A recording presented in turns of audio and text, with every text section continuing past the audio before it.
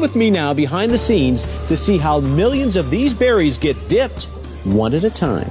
Getting 500,000 fresh, delicate, perishable chocolated strawberries out the door on February 13th, but the rest of the year is a pretty good time. This was the perfect gift for the upcoming holidays. You're going to get that call, you're going to get that reaction that you're looking for. That's not just roses, it's not just chocolates, it's the two combined together.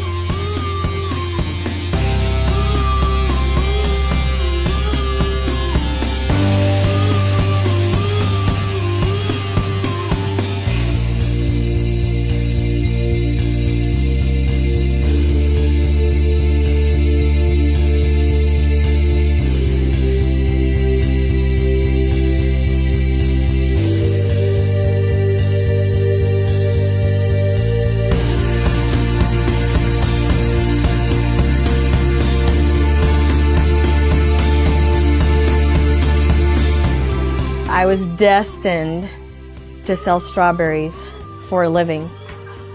There I was in my one-bedroom apartment, a single woman in a brand new town. I got a $1,500 cash advance on a credit card, and I took my passion and hobby of chocolate dipping strawberries and started a business. I had absolutely no business experience, no business education, but I had a lot of passion. Hello, my name is Shari Fitzpatrick, and I'm a professional strawberry dipper.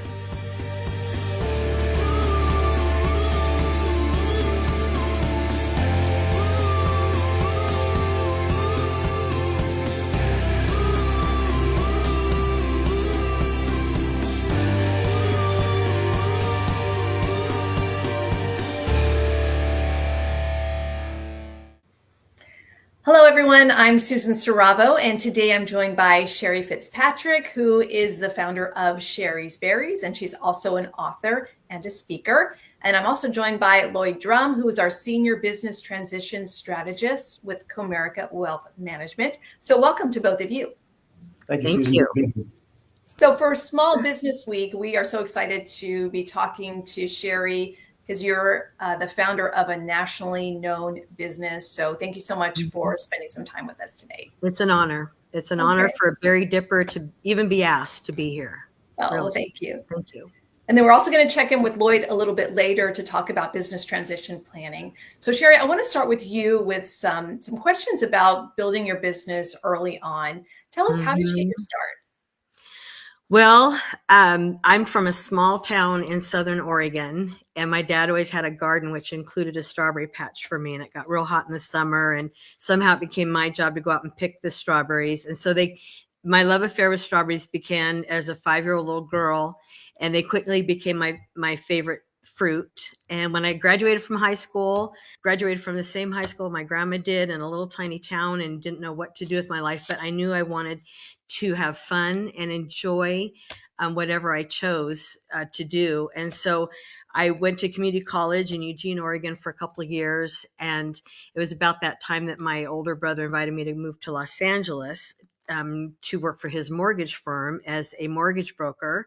Always wanted to be a California girl, so moved to LA. And it was there that my sister-in-law, Emily, who's an amazing cook and had a catering business, introduced me how to dip my beloved strawberries in chocolate. And I always loved giving gifts. So chocolate dipped strawberry gift baskets became my signature gift all over Los Angeles to mortgage agents to get their business. So everybody was really happy. I was getting mortgage loans. It's not rocket science. And I was really blown away at how, well they were received. And so after 4 years in Los Angeles and doing really well, I wanted to move a little closer to home. I found myself in Reno, Nevada, and I became a stockbroker. Another crash course, took my series 6 and 7, passed on the first time. I was the only woman, the youngest broker in my office. It was a little lonely, but I put on financial classes at the library that were non-threatening. Always loved working with numbers and were intrigued with them. And, but I didn't like being a stockbroker because it was like, I wear my heart on my sleeve. And if you made 10 calls and 9 people hung up on you, but 1 listened, and it was a good day, and it just wasn't working for me. And one day at one of my classes, and I kept serving my berries, someone said to me, and I had my aha moment, "You mean you make this chocolate stuff and you're doing this money stuff?" And I'm like, so I went and told my broker that I was going to quit my job, and I kind of was going to just start doing this strawberry thing on the side. And he asked me what I was going to do, and I told him, and he thought I just needed a week off. He goes, take a week off. I'll see you next Monday. But Monday morning, I woke up pretending like I really did start it, and there was a need for it. So I moved to Sacramento, where my high school sweetheart had moved to in the meantime. I talked my big chocolate producer into letting me just get 200 pounds, my first order, and I promised I'd be a good customer later, and just very entrepreneurial. And I started in my living room. And I really think, doing what you love and what you enjoy is the key to success, because life is so short. And if you can do what you like, that old saying, if it doesn't feel like work, it just makes for a much more fruitful life. So Shari, I remember growing up in Sacramento that you were a local celebrity, giving strawberries to the Sacramento Kings and other important people around town. And then I would see your vehicles everywhere, the vans making deliveries. Strawberries all over them. Yeah. And remember people always giving Shari's Berries for gifts, for holidays, business gifts, and everything. So tell us what did it feel like to be able to build a brand that had such strong recognition and the type of brand that people found that was so fun and joyful? Well, it was a big responsibility, let me tell you, because the gift business, it's for special occasions. It's an anniversary, it's somebody's birthday, or it's Valentine's Day, and it better show up on time. And then it's perishable product and holiday driven. So we'd have to learn to expand and contract really quickly, so all your profits didn't go away with, because you had to act like you're a tenfold company for just 5 days. And so you had to ramp up and then ramp right back down really quickly. And it was kind of like the barrier to entry. I kind of had the corner on the chocolate dip strawberry market to put out. We dip fresh 500,000 berries, and get them out in 2-3 days with a bunch of temps. That's a lot. It's a huge volume that you were doing. So at what point did you realize that you needed to take the business to the next level, or that you wanted to do that? Well, I was overwhelmed. I was really stressed out. My business was in its 10th year. I had 2 stores, a factory, 2 little boys. I married that guy, by the way. Worked out. 2 little boys, pregnant with my 3rd one, and the internet was new. And I was overwhelmed. And for my health. So when I was approached by a young, tech-minded corporate lawyer with the deal of a lifetime, I was so happy and excited and relieved, and I didn't understand, because, I'd been talking at universities and colleges, entrepreneurship classes for years, and Rotaries and Chamber of Commerce as a way to market my berries, and kind of, made fun of the fact that I had no college, no business education, no business experience, but just wanted to have a good time. And now I didn't realize that I was supposed to get my own lawyer. I thought he was my lawyer, and went all in immediately. And small girl from Oregon that likes to work hard and be innovative and creative. And I just was so happy to have someone to work with. And it took me about a year to realize that I had trusted the wrong person. And for the next 10 years, with the board of directors, and it was the early 2000s and the .gone era where the bubble burst of the internet, and they had brought in a CEO. I never had any debt. I just used my profits to grow, because that's how I knew how to do, and that's what I was comfortable with. And he came in and raised a lot of debt. And then through 2008, and, chocolate dip expensive strawberries kind of, fall below, feeding your kids. So, it was just a really difficult time. So anyways, I suffered what some may simply call, because I know we don't have much time today to go through the detail, but there was like somewhat of a hostile takeover. And the CEO went behind my back and worked with the board of directors, who the majority of were all our largest shareholders. And I'd fallen below that 51% rule. So all the entrepreneurs out there, make sure you know that 51% rule really well. Not because you can't just start with 80%. You got to know what dominoes could happen, and they happen. And, so yeah, classic entrepreneur. So anyway, company was sold to San Diego-based Pro Flowers. and it was gone overnight. Heartbroken. So what were you left with after that sale? My faith and my family and my health and all those most important things that we learn through the difficult times in our life. What's most important is what I kept. Yeah. No, there was a lot of miracles in there.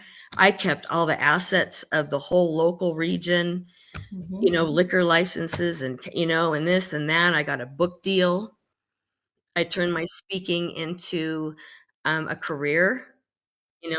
Because I talk about enjoying what you're doing. So I'm like, okay, now what am I going to do? I guess I better find something to do that I enjoy. And I learned about the National Speaking Association, and they had a branch in San Francisco. So I got accepted into the academy, and over the 11 months, I was turned in, from a public speaker into more of a professional level. And I love it. I just wanted to be a berry dipper and have fun. And now God's provided me with this platform to motivate and encourage and inspire thousands of entrepreneurs just like me a year. Well, one of the strongest attributes of really successful entrepreneurs is resilience. And when I hear your story, it seems like you have that in spades. Yes. In fact, kind of my mantra in this speaking space is that I empower entrepreneurship through personal resilience and faith and a work-life harmony, all of that together. Yeah, that makes a lot of sense. What kind of speaker would I have been if I would have got up there and went, this thing is so great and easy. Like, what's wrong with you? But now the audience, it's like a roller coaster ride. And then I let them know what happened. And it's just like, and I have everybody's attention. Everybody can relate to me because there's so much loss out there and change, and people need hope and motivation to know, that especially us entrepreneurs, we're risk takers and fun lovers. So, let's, just never give up on our dreams. And because we're, entrepreneurs at heart, it's just like life is just way too short to do anything other than what we really, really love to do. Absolutely. Well, with all that in mind, let's bring in Lloyd Drumm now to give us his perspective on some of just what he listened to. So Lloyd, I know you work with business owners all day, every day, and you have for many years. Having listened to Shari's story, what are the thoughts that come to mind for you? Yeah, it's a great, and Shari, your background is so impressive. I just want to compliment you on all that you've achieved. You are really a classic entrepreneur, drive, passion, and smarts. I mean, that's what it takes. And you really are kind of the epitome of that. So congratulations. Thank you. It all really gets down to having a strategy and planning in advance for what you want to do with the future ownership of your business, whether that is maybe selling it to a larger concern or transitioning the equity to family members, ESOP, management buyout, really doesn't matter. What matters is having a strategy that works for the owners and achieves the objective set of the owners. Because business transition really is something that affects all aspects of a business owner's life. It's a complex situation, and it requires expertise and advisory to get it done right. So, the entrepreneurs are the ones who know how to build businesses and employ people, and really the backbone of the American economy. And folks like myself and our group at Comerica, we help owners understand what's achievable in the future and help them get there. So Shari, when you speak with business owners now, when you're doing your speaking engagements, do you mention to them, hey, you really need to think about planning for the future early? Is that something you talk about? Well, I mean, for me, it's definitely important to have those relationships. And I love working with numbers and understand everything that Lloyd is saying. And that's so important about our future and our family and our plans and taking care of all of that. I wasn't the best at it, obviously, but I was good with numbers and understanding what compounded interest does and diversifying my investments over the years. See, a lot of us, we can't be good at everything. I'm a great berry dipper, pretty good dang speaker, but we need to rely on wisdom of other people I've really learned that the importance of surrounding yourself with a lot of wisdom, because when you surround yourself with everything from people that help with your investments and your bankers and your strategic planning for your companies to your real estate agents and your pastor, everybody and your best friends, surround yourself and with your team. Clay always reminded me that I was always only as strong as my weakest link when I built my company. And so taking advantage of all that wisdom, because wisdom is so valuable. And then, especially in this day and age when there's a lot of entrepreneurs out there like me and small business owners, we work alone a lot, especially now with everything so virtual and you're working at home, that you need that team around you. The idea of building a team, not only for a business enterprise, but that is exactly the point in business transition planning. One of the key steps of successful business transition planning is developing that interdisciplinary team of advisors that can help you reach success. And that's, professional business transition planning advice, great legal eyeball, great attorney advice, great CPA, really a team that can work together for the interest of the business owner. So along those lines, Lloyd, what are the common missteps that you've seen when a business owner is starting their planning or really hasn't done the planning yet? Yeah, I mean, some of the things that we often hear, and missteps, or you can call it misconceptions, maybe of the way business owners look at things, is I don't have time for that. That'll take care of itself. I can get to it. That is not true. We would like to say loudly, because for a number of reasons. Number one, a lot of the sophisticated strategies that can minimize taxation and they can make an overall strategy very successful take time to be effectual. It takes in some instances years for these to work as well as they can work. So getting started as early as possible is critical. Getting a lot of tax minimization work done early, and then as far as post planning goes, being well prepared for the next great chapter of your life after business ownership. That needs as much, looking at and strategizing for as any other part of this process. Well, Shari, you are living the next great chapter of your life right now. Tell us a little bit more about everything else that you have going on. Yeah, I just, I feel like, okay, I'm going to admit, I recently turned 60, and it really opened my eyes, to say the least.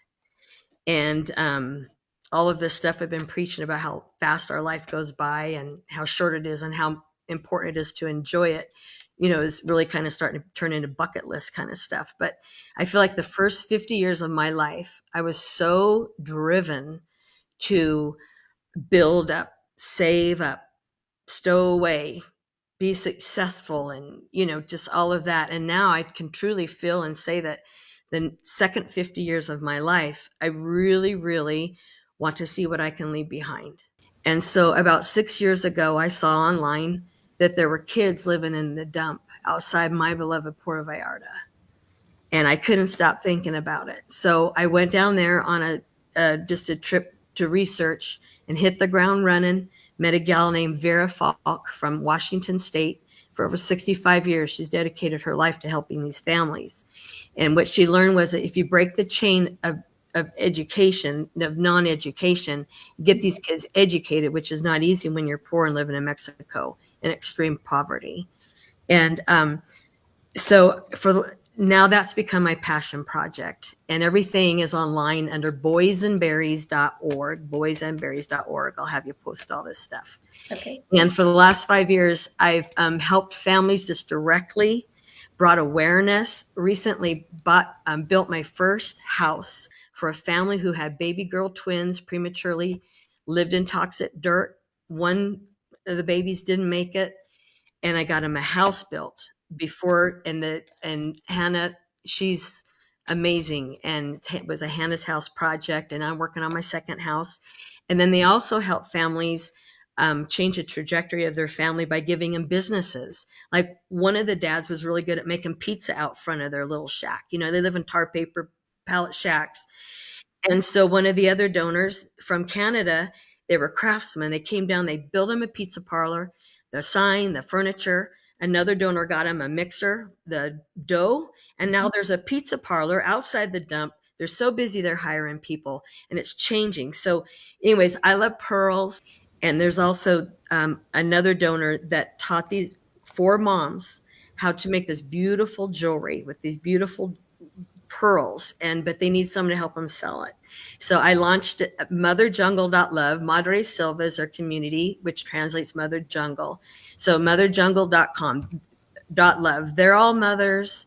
I'm a mother. A lot of the people watching this are mothers, and it's a jungle out there. So motherjungle.love, you can buy pearls with a purpose, and they're beautiful, and support all the work that we're doing down there. And I just love that. And then lastly, I never agreed to a non-compete. My one little feather in my cap. So I mentioned I'm a speaker now, and I always serve berries to the entire audience, no matter how many they are or how many I check in on the plane anywhere in the country. And people started asking me, how do I get berries from you? Because now Shari's Berries brand is part of a big corporation, and it just isn't the TLC or the pixie dust like it used to have. And so I launched Buried in Chocolate, which is the title of my book that was published. And my book is even dipped in chocolate. It's trademarked, the first book in the world of calories. You can eat my chocolate, you read the book, and I dip everything in chocolate. So I'm back out of the boardroom, back into the inventing room, and doing what I love and inspiring people. That's amazing. So your berries are available on your website, correct? Yeah, everything is under my one umbrella of ShariFitzpatrick.com. Thank you so much, Shari, for sharing your story. And Lloyd, I'll toss it to you for any final comments you'd like to make. And thank you for joining us for this session. Well, I tell you, Shari's story truly is inspiring, and you can just feel the passion and the compassion that Shari exudes. So that's always very refreshing. And, her story, both some of the tougher times and mostly the great stuff that, times for you and the wonderful things you're doing, really speaks to planning. It speaks to, getting a team. It speaks to starting early, understanding what it takes, and also things such that you touched on about providing for your kids and doing the wonderful work that you're doing in Mexico is helping families that have, some great things in life, big businesses and these types of things. It's not all about the dollars and cents. It also includes things like stewardship of wealth and understanding what having assets means and how they can use these to help other people and help communities, about legacy. That's all part of business transition planning for a comprehensive strategy. So again, thank you, Shari, and thank you, Susan. It's heartwarming. I'm going to get your book. I can tell you that. And I look forward to reading it. You want it with or without chocolate? Are you on a diet? My wife would say with. So okay. Let's go that way. Okay, perfect. Okay. Wonderful. Thanks so much to both of you. And thanks to everybody for watching today. Thank you very much.